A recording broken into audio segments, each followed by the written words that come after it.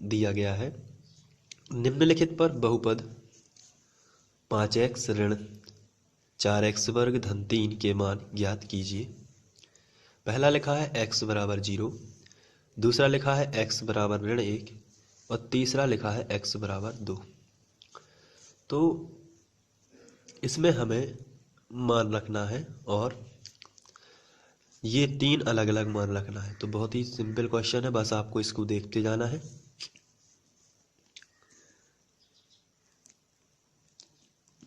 हल और दिया है।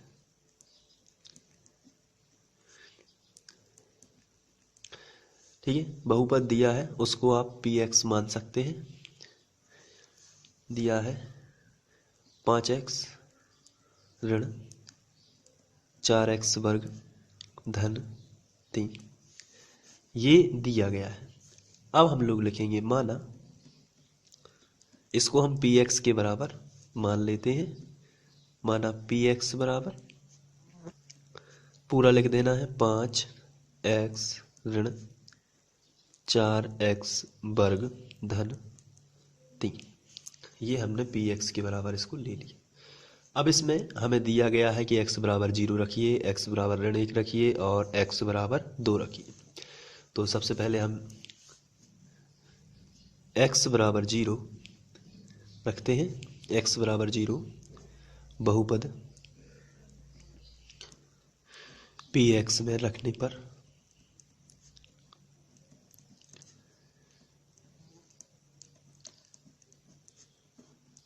तो बहुपद px में x बराबर 0 रख देते हैं। तो यहीं से स्टार्ट करना है आपको। यहाँ देखना है, यहाँ लिखा है p, तो आपको लिख देना है p। ब्रैकेट में लिखा है x, लेकिन x की जगह पर कितने रखना है 0। जहाँ जहाँ x लिखा है वहाँ वहाँ आपको 0 रख देना है बस। तो x की जगह पर आपको रख देना है 0।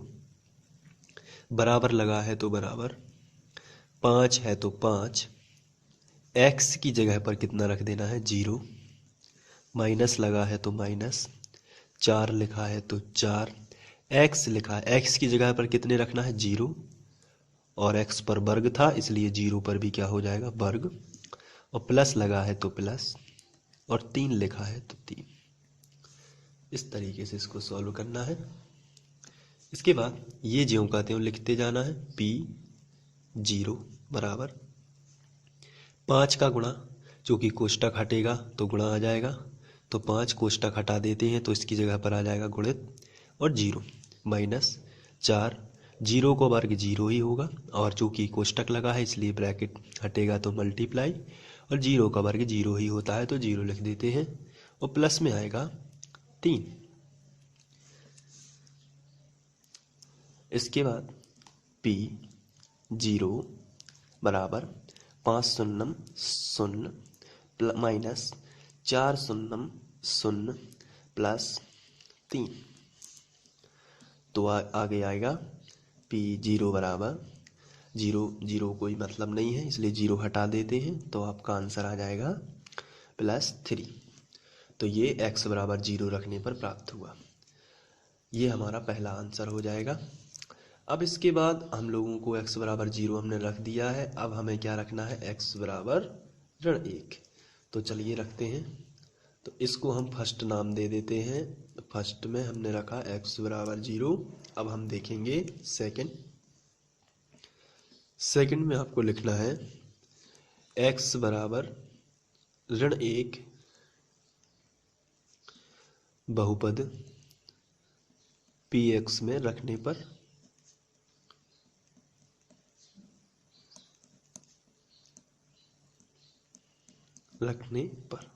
चलिए रखते हैं। हमारा जो बहुपद px था वो हम यहाँ से देख सकते हैं, ये रहा सबसे ऊपर। तो p है जो, और यहाँ हम लिखेंगे p, लेकिन x की जगह पर हम लोग रख देंगे ऋण 1। तो यहाँ हम लोग रख देंगे ऋण 1। बराबर लगा है तो बराबर, फिर 5 लिखा है तो 5, लेकिन 5 के बाद लिखा है x, तो x की वैल्यू कितनी रखनी है, ऋण 1। तो यहाँ हम रख देंगे ऋण 1।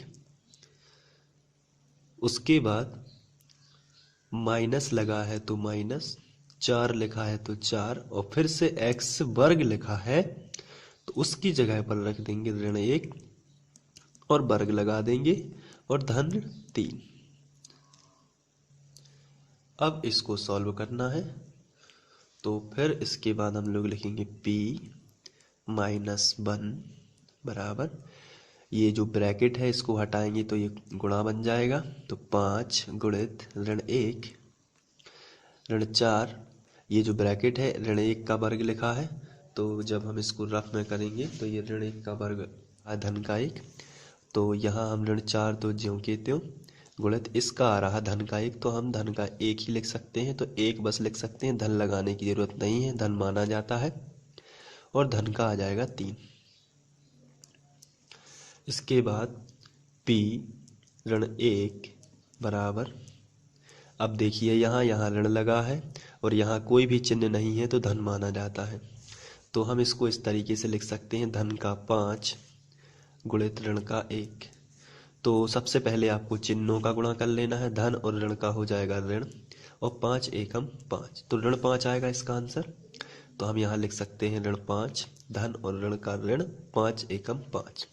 यहाँ भी वही होगा, ऋण और धन असमान चिन्ह जब भी होते हैं आप यहाँ समझ लीजिए, अगर धन और ऋण है, ये असमान है या ऋण और धन है, तो इन दोनों के गुणा से ऋण ही बनने वाला है, और समान चिन्ह हो यदि धन और ऋण और ऋण, तो इन दोनों के गुणा से हमेशा धन ही बनने वाला है। तो फिर आप समझ गए होंगे, तो यहाँ ऋण 4 है, यहाँ धन 1 है, असमान चिन्ह है, विपरीत चिन्ह है, तो ऋण ही बनेगा, 4 एकम 4 हो जाएगा और धन का हो जाएगा 3। आगे सॉल्व करते हैं इसको, तो p ऋण 1 बराबर ऋण का 5 ऋण के 4 और धन के 3।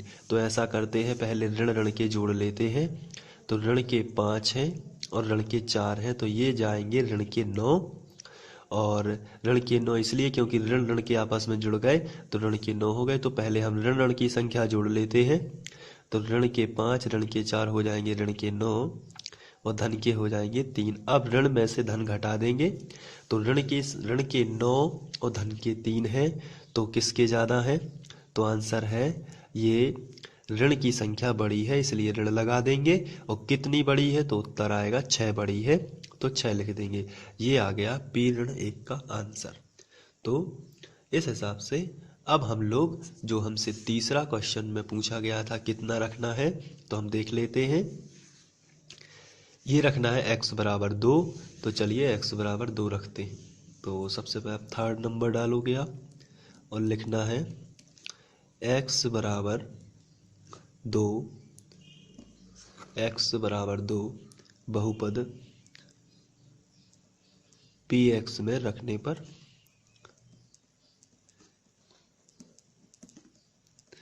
तो आप बहुपद px में रख सकते हैं। चलिए रखते हैं, तो मैं यहाँ बहुपद px यहाँ लिख लिया है मैंने, जो था अपना बहुपद। अब इसको देख के यहाँ रखते हैं, तो सबसे पहले तो p लिखा है इसमें, तो यहाँ p लिख लेते हैं, और x की जगह पर लिखना है 2, क्योंकि रखना है 2। बराबर लगा है तो बराबर, 5 लिखा है तो आपको 5 लिख देना है, x की जगह पर आपको रख देना है 2, माइनस लगा है तो माइनस, 4 लिखा है तो 4, x की जगह पर कितना रखना है 2, और वर्ग लगा है तो आपको वर्ग लगा देना है। फिर इसके बाद धन लिखा है तो धन, और 3 लिखा है तो आपको यहाँ 3 लिख देना है। अब मैं इसको हटा लेता हूँ। अब आपको ये लिखते जाना है p2 ब्रैकेट का, और यहाँ चूँकि कोष्टक है तो कोष्टक हटेगा तो गुणा आ जाएगा, तो 5 गुणित 2 ऋण 4, यहाँ 2 का वर्ग है तो 2 का वर्ग आ जाएगा 4, 2 गुणित 2 हो जाएगा, तो 4 आंसर आ जाएगा, और प्लस में आएगा 3। तो p2 5 दूनी 10 माइनस 4 का गुणा 4 में होगा, तो माइनस इसलिए मैंने लगाया है कि ऋण और यहाँ कोई भी चिन्ह नहीं लगा है तो ये धन का माना जाएगा। धन और ऋण का ऋण, 4 चौके 16 और प्लस में आएगा 3। इसके बाद आपको धन की संख्या को जोड़ लेना है, तो यहाँ कोई भी चिन्ह नहीं लगा है तो ये भी धन का माना जाता है, तो 10 और 3 13 और माइनस में है 16। जब इनको हम लोग घटाएंगे तो यहाँ ऋण के 16 और धन के 13 हैं, तो सबसे ज़्यादा है ऋण की संख्या बड़ी है तो ऋण का चिन्ह आ जाएगा। कितनी बड़ी है तो आंसर है 3। यहाँ हम अंतर निकाल लेते हैं तो ये हमारा तीसरा उत्तर आ जाएगा।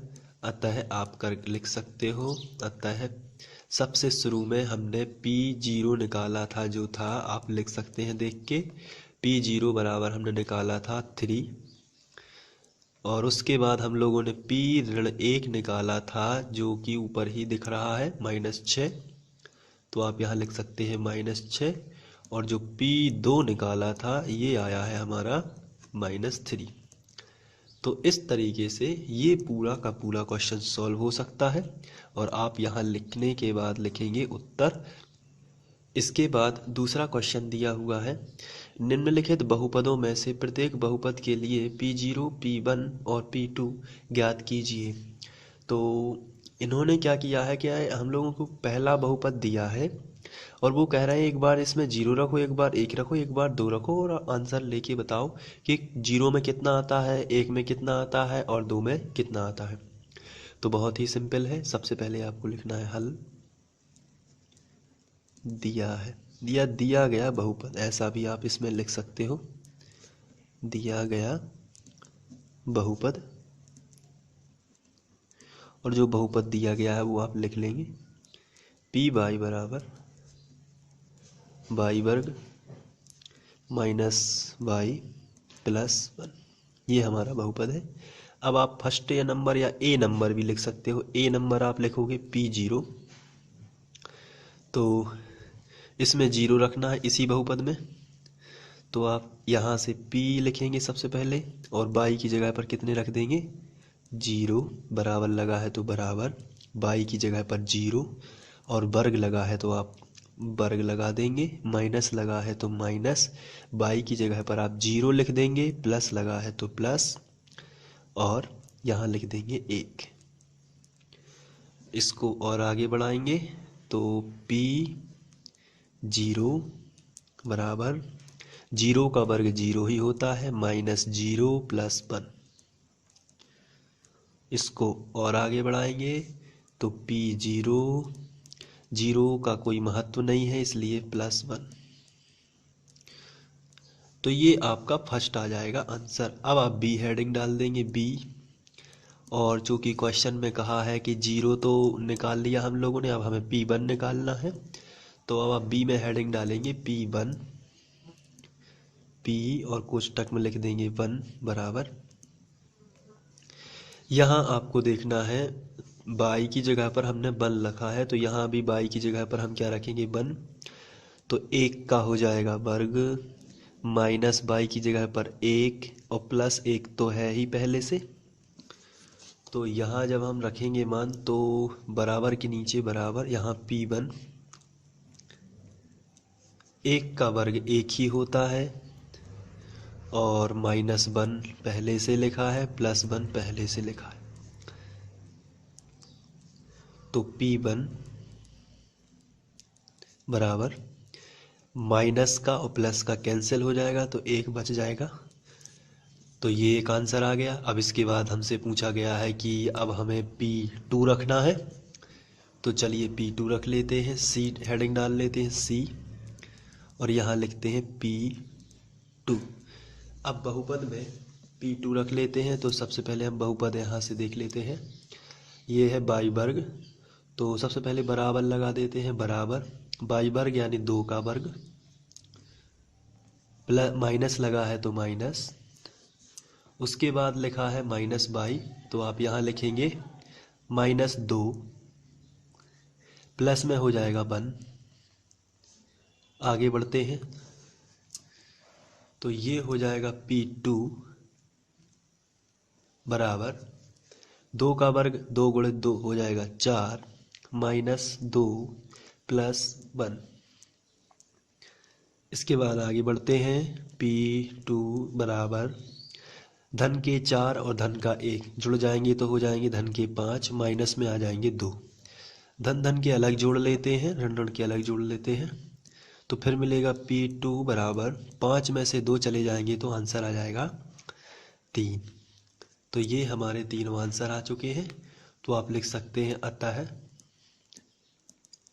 यहाँ से आप अलग अलग लिख सकते हैं, जैसे P0 बराबर +1, P1 बराबर भी +1 और P2 बराबर 3। तो ये हमारे क्या हो जाएंगे उत्तर। बढ़ते हैं अगले क्वेश्चन की ओर। इसके बाद दूसरा क्वेश्चन दिया हुआ है PT बराबर 2 + t + 2t वर्ग माइनस t घन। तो आपको लिखना है हल। दिया गया बहुपद, दिया गया बहुपद, और ये बहुपद आपको लिख लेना है PT बराबर 2 + t + 2t वर्ग माइनस t घन। ये हमारा बहुपद हो गया। अब हमें इसमें P0, P1, P2 रखना है। तो हम सबसे पहले A नंबर पे लिखेंगे P0। अब P0 लिख रहे हैं इसलिए हम यहाँ पे 2, जहाँ जहाँ t है वहाँ वहाँ हम लोग 0 रख देंगे। तो 2 प्लस ये है t की जगह पर कितना 0 प्लस ये लिखा है 2 तो 2 लिख देते हैं, और फिर t की जगह पर कितना 0, और 0 को क्या हो जाएगा वर्ग, और माइनस t लिखा है t की जगह पर 0, और 0 का क्या हो जाएगा घन। बराबर के नीचे बराबर P0 2, 0 का कोई मतलब नहीं है यहाँ, तो फिर यहाँ आ जाएगा 2। अब यहाँ 0 का वर्ग 0 होगा, और 0 का गुणा 2 में हो जाएगा, तो 2 गुणित 0, 0 का वर्ग 0, 2 ज्यों का त्यों, माइनस 0 का घन ही 0 है। तो P0 बराबर 2 प्लस 2 शून्यम 0 माइनस 0, P0 बराबर 0 कैंसिल हो जाएगा तो 2 आंसर। इसके बाद हमें B नंबर पे सॉल्व करना है P और 1। तो हम यहीं से रखेंगे। सबसे पहले यहाँ देखना है 2 लिखा है, तो आपको ये 2 लिखा है तो यहाँ 2 लिख देना है। इसके बाद प्लस t लिखा है तो इसकी जगह पर आपको 1 रखना है, क्योंकि हम लोग P1 निकाल रहे हैं। इसके बाद प्लस लगा है तो प्लस 2, t की जगह पर हमें रख देना है 1 का वर्ग, माइनस t घन है तो 1 का घन हो जाएगा। आगे बढ़ते हैं। यहाँ 2 प्लस यहाँ P1 लिखना है प्लस 1। यहाँ देखिए 2, 1 का वर्ग 1 ही होगा, तो 2 गुणित 1 का वर्ग 1, माइनस 1 का घन 1 ही होता है। P फर्स्ट बराबर 2 प्लस 1 3 हो जाएंगे, प्लस ये वाला प्लस, यहाँ 2 प्लस 1 हो गए 3, यहाँ प्लस 2 1 2 माइनस 1। तो फिर P फर्स्ट बराबर 3 और 2 5 माइनस 1। तो यहाँ हो जाएगा P फर्स्ट बराबर 5 में से 1 चला जाएगा तो 4। ये हमारा P1 का आंसर आया 4। बढ़ते हैं तीसरे की तरफ। C में हमें P2 निकालना है, तो इसके लिए हम लिखेंगे P2 बराबर, और हमारा जो Px है वो मैं आपको दिखाता हूँ। ये हमारा PT है 2 + t + 2t वर्ग माइनस t घन। तो यहाँ मैंने P लिखा है और t की जगह पर 2 लिख दिया है बराबर। अब 2 लिखा है तो 2 लिख देता हूँ, प्लस का साइन है तो प्लस t की जगह पर कितने 2 प्लस 2 t वर्ग लिखा है तो t वर्ग जो है वो क्या हो जाएगा 2 का वर्ग, और माइनस t घन यानी 2 का घन। तो ये रख की मान, अब मैं इसको हटा देता हूँ। अब हमें इसको सॉल्व करना है। तो P2 2 और 2 हो जाएंगे 4, ये जुड़ गए हैं, प्लस यहाँ 2 लिखा है तो इसकी जगह पर 2 और यहाँ 2 का वर्ग 4 होगा, तो मैं यहाँ लिख देता हूँ 2 का वर्ग 4 और माइनस 2 का घन 8 होता है, क्योंकि 2 गुणित 2 गुणित 2 3 बार लिखोगे आप तो 8 आ जाएगा। अब आगे बढ़ते हैं, P2 बराबर यहाँ 4 प्लस 4 दूनी 8 हो जाएगा और माइनस 8 यहाँ है, तो 8 और 8 प्लस माइनस के कैंसिल हो जाते हैं, तो P2 बराबर बचेगा 4 और ये आंसर आ गया। तो अतः करके आप लिख सकते हो, अतः P0 बराबर आपका आंसर आया था 2, P1 बराबर आपका आंसर आया था 4 और P2 बराबर आपका आंसर आया है 4। तो इस तरीके से ये सॉल्व हो जाएगा। तो बढ़ते हैं अगले क्वेश्चन की ओर। इसके बाद तीसरा बहुपद दिया हुआ है Px बराबर x घन, तो हम लिखेंगे हल दिया गया बहुपद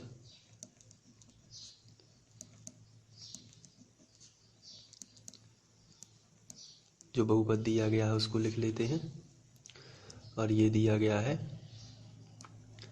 Px बराबर x घन। तो सबसे पहले आपको लिखना है P0, ये नंबर आप लिख सकते हो, ए नंबर पे P0, तो आप 0 रखेंगे तो 0 का घन हो जाएगा, तो P0 जो आपको मिलेगा वो 0 ही मिलेगा। इसके बाद आप B नंबर पे आते हैं, B नंबर पे आप P1 रखेंगे, तो 1 रखने से आपको मिलेगा x घन है चूंकि, तो x की जगह पर 1 का घन हो जाएगा, तो 1 ही मिल जाएगा। इसके बाद आप C नंबर पे आ जाएंगे, तो C पे मिलेगा P2, तो 2 रखने से 2 का घन हो जाएगा जो कि मिलेगा 8। तो अतः करके आप लिख सकते हो कि P0 हमारा कितना था 0, P1 कितना था 1, P2 कितना था 8।